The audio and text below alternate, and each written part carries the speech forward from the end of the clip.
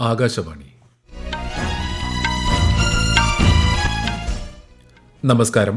വാർത്തകൾ വായിക്കുന്നത് സുധീൻ സേനുദ്ദീൻ.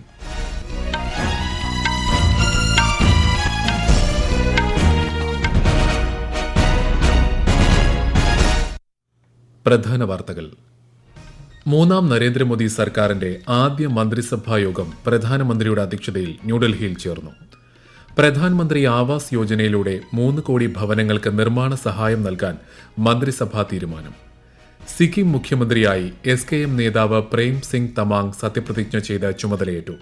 ആന്ധ്രാപ്രദേശ്, ഒഡീഷ സർക്കാരുകളുടെ സത്യപ്രതിജ്ഞ ബുധനാഴ്ച. തദ്ദേശ വാർഡ് വിഭജനം സംബന്ധിച്ച ബിൽ കേരള നിയമസഭ ഇന്ന് പാസാക്കി.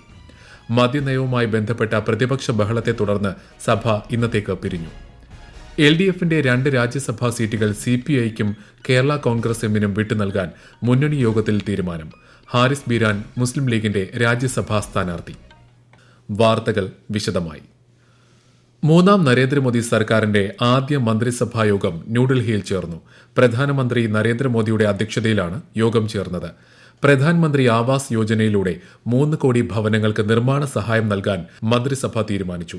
ഗ്രാമങ്ങളിലും നഗരങ്ങളിലും ഭവനങ്ങൾ നിർമ്മിക്കുന്നതിനാണ് സഹായം നൽകുന്നത്. പദ്ധതിക്ക് കീഴിൽ നിർമ്മിക്കുന്ന വീടുകളിൽ ശൌചാലയം, LPG കണക്ഷൻ, വൈദ്യുതി കണക്ഷൻ ഉൾപ്പെടെ ഉണ്ടാകും.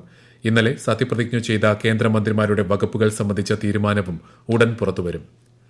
പ്രധാനമന്ത്രിയുടെ ഓഫീസ് സേവന കേന്ദ്രമാണെന്നും ജനങ്ങളുടെ പ്രധാനമന്ത്രിയായിരിക്കാനാണ് നിരന്തരം പരിശ്രമിക്കുന്നതെന്നും പ്രധാനമന്ത്രി നരേന്ദ്രമോദി.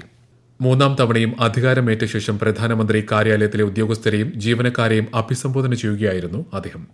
കഴിഞ്ഞ 10 വർഷത്തിനിടെ രാജ്യം നേടിയതിനേക്കാൾ കൂടുതൽ നേട്ടങ്ങൾ ഈ സർക്കാരിന്റെ കാലയളവിൽ കൈവരിക്കണമെന്ന് പ്രധാനമന്ത്രി പറഞ്ഞു.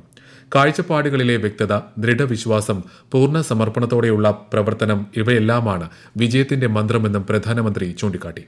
इच्छा अगर स्थिर है, स्थायी है, तो संकल्प में कन्वर्ट हो जाती है और संकल्प के अंदर जब परिश्रम की पराकाष्ठा जुड़ जाती है तब जाकर के सिद्धि प्राप्त होती है और जीवन के हर काम को हम उस दिशा में देखना चाहिए. इच्छा प्लस स्थिरता इज इक्वल टू संकल्प, संकल्प प्लस परिश्रम इज इक्वल टू सिद्धि. കിസാൻ സമ്മാൻ നിധിയുടെ 17ാം ഗഡു വിതരണത്തിന് അനുമതി നൽകുന്ന ഫയലിൽ പ്രധാനമന്ത്രി നരേന്ദ്രമോദി ഒപ്പുവച്ചു. രാജ്യത്തിന്റെ പ്രധാനമന്ത്രിയായി 3ാമതും ചുമതലയേറ്റ ശേഷം ശ്രീ നരേന്ദ്രമോദി ആദ്യമായി ഒപ്പുവച്ച ഫയലാണിത്.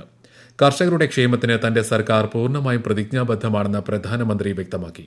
കർഷക ക്ഷേമത്തിനായി വരും ദിവസങ്ങളിൽ കൂടുതൽ പ്രവർത്തനങ്ങൾ നടത്തുമെന്നും അദ്ദേഹം പറഞ്ഞു. 9 കോടി 30 ലക്ഷം കർഷകർക്ക് 20,000 കോടിയോളം രൂപയാണ് കിസാൻ സമ്മാൻ നിധിയിലൂടെ വിതരണം ചെയ്യുന്നത്. സിക്കിം മുഖ്യമന്ത്രിയായി SKM നേതാവ് പ്രേം സിംഗ് തമാങ് സത്യപ്രതിജ്ഞ ചെയ്തു. ഗാംഗ്ടോക്കിലെ പാൽജോർ സ്റ്റേഡിയത്തിൽ നടന്ന ചടങ്ങിൽ ഗവർണർ ലക്ഷ്മൺ പ്രസാദ് ആചാര്യ സത്യവാചകം ചൊല്ലിക്കൊടുത്തു. ഇത് 2ാം തവണയാണ് ശ്രീ തമാങ് സിക്കിമിന്റെ മുഖ്യമന്ത്രിയാകുന്നത്. അദ്ദേഹത്തിനൊപ്പം 11 മന്ത്രിമാരും സത്യപ്രതിജ്ഞ ചെയ്ത് അധികാരമേറ്റു. പ്രധാനമന്ത്രി ഉൾപ്പെടെയുള്ള നേതാക്കൾ പ്രേം സിംഗ് തമാങ്ങിന് അഭിനന്ദനങ്ങൾ നേർന്നു. ആന്ധ്രാപ്രദേശ് മുഖ്യമന്ത്രിയായി TDP അധ്യക്ഷൻ N. ചന്ദ്രബാബു നായിഡു ബുധനാഴ്ച സത്യപ്രതിജ്ഞ ചെയ്യും.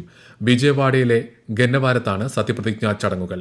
4ാം തവണ മുഖ്യമന്ത്രി സ്ഥാനത്തെത്തുന്ന ചന്ദ്രബാബു നായിഡു ആന്ധ്ര വിഭജനത്തിന് ശേഷം ഇത് 2ാം തവണയാണ് സംസ്ഥാനത്ത് അധികാരത്തിലെത്തുന്നത്. ആന്ധ്രാപ്രദേശ് നിയമസഭാ തെരഞ്ഞെടുപ്പിൽ 164 സീറ്റിൽ വിജയിച്ചാണ് TDP, BJP, JSP സഖ്യം അധികാരം പിടിച്ചത്. ഒഡീഷയിൽ BJP സർക്കാർ ബുധനാഴ്ച സത്യപ്രതിജ്ഞ ചെയ്ത് അധികാരമേൽക്കും. സംസ്ഥാനത്തിന്റെ പുതിയ മുഖ്യമന്ത്രി ആരെന്നുള്ള കാര്യത്തിൽ അനിശ്ചിതത്വം തുടരുകയാണ്. നിയമസഭാ കക്ഷി നേതാവിനെ തിരഞ്ഞെടുക്കുന്ന നടപടിക്രമങ്ങൾ നിരീക്ഷിക്കുന്നതിനായി കേന്ദ്രമന്ത്രിമാരായ രാജ്നാഥ് സിംഗിനെയും ഭൂപേന്ദ്ര യാദവിനെയും BJP ചുമതലപ്പെടുത്തി. നിയമസഭാ കക്ഷിയോഗം നാളെ ഭുവനേശ്വറിൽ ചേർന്നേക്കും. മുതിർന്ന BJP നേതാവ് സുരേഷ് പൂജാരി ഉൾപ്പെടെയുള്ളവരുടെ പേരുകളാണ് മുഖ്യമന്ത്രി സ്ഥാനത്തേക്ക് ഉയർന്നു കേൾക്കുന്നത്. സത്യപ്രതിജ്ഞയ്ക്കുള്ള തയ്യാറെടുപ്പുകൾ ഭുവനേശ്വറിലെ ജനതാ മൈതാനിൽ പുരോഗമിക്കുകയാണ്. കേന്ദ്രമന്ത്രി S. ജയശങ്കർ മൌറീഷ്യസ് പ്രധാനമന്ത്രിയുമായി ന്യൂഡൽഹിയിൽ കൂടിക്കാഴ്ച നടത്തി. ഇന്ത്യ മൌറീഷ്യസ് ബന്ധം സംബന്ധിച്ച ചർച്ചകൾ നടന്നതായി അദ്ദേഹം സമൂഹമാധ്യമത്തിൽ കുറിച്ചു. നേപ്പാൾ പ്രധാനമന്ത്രി, മാൽഡീവ്സ് പ്രസിഡന്റ്, ബംഗ്ലാദേശ് പ്രധാനമന്ത്രി, ശ്രീലങ്കൻ പ്രസിഡന്റ്, ഭൂട്ടാൻ പ്രധാനമന്ത്രി, സേഷൽസ് വൈസ് പ്രസിഡന്റ് എന്നിവരുമായും ശ്രീ ജയശങ്കർ കൂടിക്കാഴ്ച നടത്തി. കേന്ദ്രമന്ത്രിസഭയുടെ ഇന്നലെ നടന്ന സത്യപ്രതിജ്ഞാ ചടങ്ങിന് സാക്ഷ്യം വഹിക്കാനാണ് നേതാക്കൾ ന്യൂഡൽഹിയിലെത്തിയത്. ഈ വാർത്തകൾ ആകാശവാണിയിൽ നിന്ന്.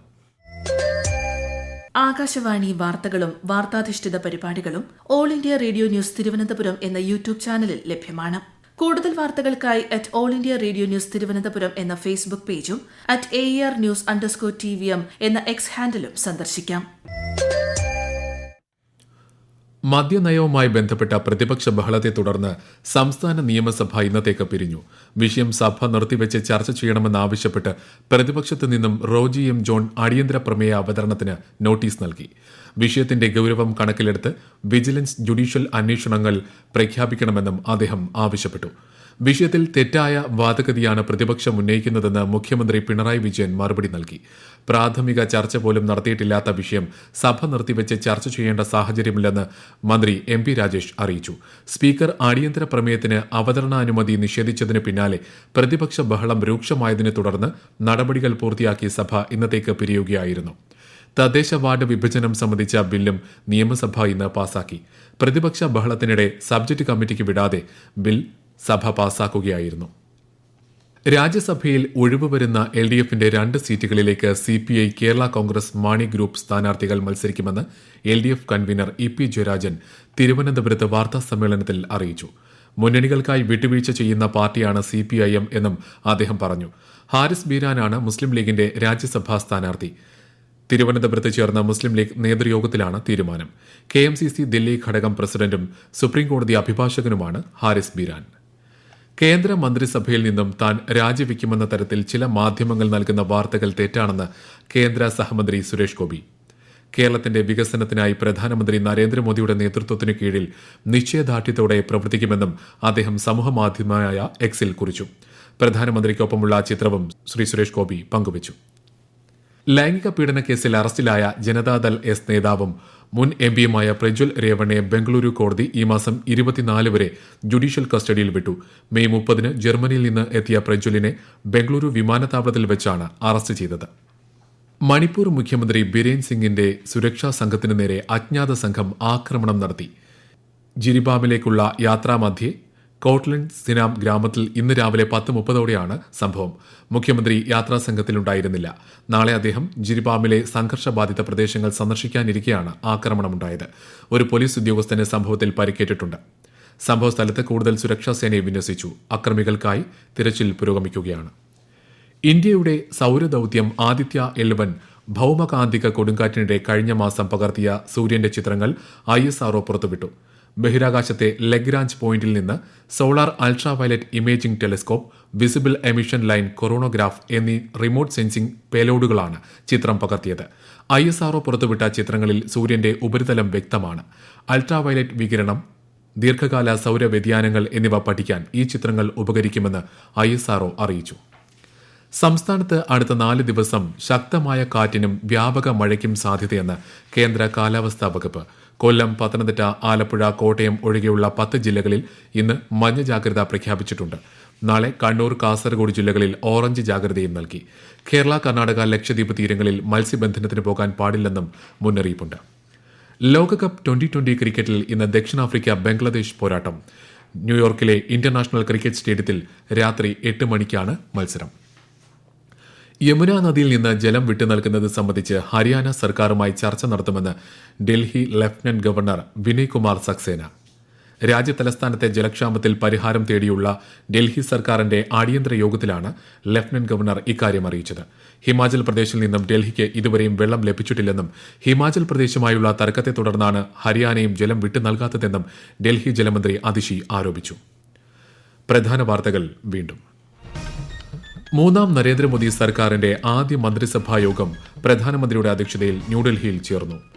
പ്രധാനമന്ത്രി ആവാസ് യോജനയിലൂടെ 3 കോടി ഭവനങ്ങൾക്ക് നിർമ്മാണ സഹായം നൽകാൻ മന്ത്രിസഭാ തീരുമാനം. സിക്കിം മുഖ്യമന്ത്രിയായി SKM നേതാവ് പ്രേം സിംഗ് തമാങ് സത്യപ്രതിജ്ഞ ചെയ്ത് ചുമതലയേറ്റു. ആന്ധ്രാപ്രദേശ്, ഒഡീഷ സർക്കാരുകളുടെ സത്യപ്രതിജ്ഞ ബുധനാഴ്ച. തദ്ദേശ വാർഡ് വിഭജനം സംബന്ധിച്ച ബില്ല് കേരള നിയമസഭ ഇന്ന് പാസാക്കി. മദ്യനയവുമായി ബന്ധപ്പെട്ട പ്രതിപക്ഷ ബഹളത്തെ തുടർന്ന് സഭ ഇന്നത്തേക്ക് പിരിഞ്ഞു. LDFന്റെ 2 രാജ്യസഭാ സീറ്റുകൾ CPIക്കും കേരള കോൺഗ്രസ് എമ്മിനും വിട്ടുനൽകാൻ മുന്നണി യോഗത്തിൽ തീരുമാനം. ഹാരിസ് ബീരാൻ മുസ്ലിം ലീഗിന്റെ രാജ്യസഭാ സ്ഥാനാർത്ഥി. വാർത്തകൾ കഴിഞ്ഞു. അടുത്ത വാർത്താ പ്രക്ഷേപണം 8:35.